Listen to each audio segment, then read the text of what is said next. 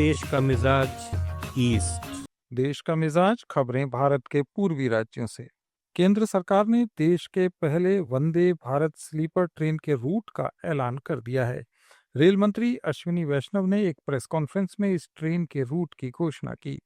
उन्होंने बताया कि प्रधानमंत्री नरेंद्र मोदी जल्द ही कोलकाता और गुवाहाटी के बीच वंदे भारत स्लीपर ट्रेन को हरी झंडी दिखाएंगे। ये देश की पहली वंदे भारत स्लीपर ट्रेन होगी, जिसका कुछ दिनों पहले ट्रायल हुआ था। इस ट्रेन के रूट के साथ साथ किराए का ऐलान भी कर दिया गया है। शुभ संदेश के लिए आप सबको आमंत्रित किया। वंदे भारत स्लीपर, उसका कंप्लीट ट्रायल टेस्टिंग सर्टिफिकेशन पूरा हो गया और पहला रूट गुवाहाटी से कोलकाता माननीय प्रधानमंत्री श्री नरेंद्र मोदी जी आगामी कुछ ही दिनों में इस रूट पर पहली वंदे भारत स्लीपर को इनॉग्रेट करेंगे, फ्लैग ऑफ करेंगे। ये रेलवे के लिए और देश के लिए और हमारे यात्रियों के लिए एक बहुत ही बड़ा माइलस्टोन है। पश्चिम बंगाल में इसी साल होने वाले विधानसभा चुनाव के लिए बीजेपी का टिकट चाहने वालों के लिए शर्त रखी गई है। गृह मंत्री और बीजेपी नेता अमित शाह ने एक खास टारगेट सेट किया है। उन्होंने कहा कि भाजपा के टिकट दावेदारों को कोलकाता और उसके आसपास के इलाकों की 28 में से 22 सीटों पर जीत दर्ज करने का लक्ष्य रखना है। पार्टी कार्यकर्ताओं को संबोधित करते हुए अमित शाह ने कहा कि इस साल बंगाल में जीत दर्ज करनी है, दिल पर लिख लो इस बार हमारी सरकार। पश्चिम बंगाल के मुख्य चुनाव आयुक्त और मुख्य निर्वाचन अधिकारी के खिलाफ एसआईआर प्रक्रिया के संबंध में दर्ज की गई 2 पुलिस शिकायतों पर चुनाव आयोग ने कड़ी आपत्ति व्यक्त की है।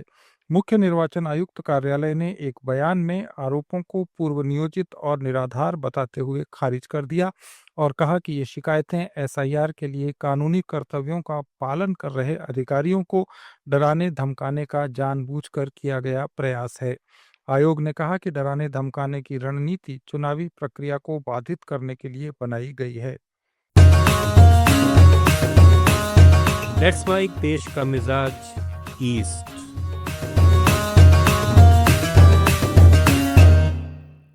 बिहार के बेगूसराय में एसटीएफ और पुलिस ने एक नक्सली एरिया कमांडर को मुठभेड़ में ढेर कर दिया।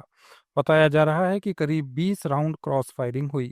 इस एरिया कमांडर का नाम दयानंद मालाकार है। उसके ऊपर 50,000 रुपए का इनाम रखा गया था।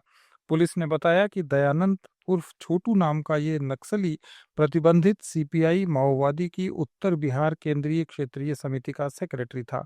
बिहार पुलिस के विशेष कार्यबल के अनुसार मलाकार 14 से ज्यादा आपराधिक मामलों में वांछित था। उसने तेघरा क्षेत्र में सुरक्षा कर्मियों का पता चलने के बाद उन पर गोलीबारी की।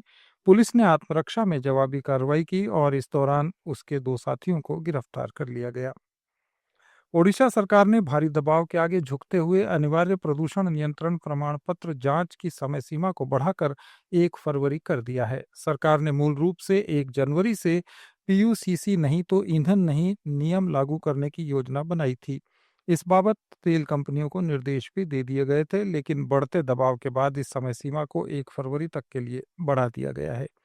इसके साथ ही ओडिशा सरकार ने शिक्षा, रोजगार, स्वास्थ्य सेवा, आवास और कानूनी सहायता में लंबे समय से चली आ रही कमियों को दूर करते हुए ट्रांसजेंडर्स के लिए एक व्यापक वेलफेयर स्कीम शुरू की है।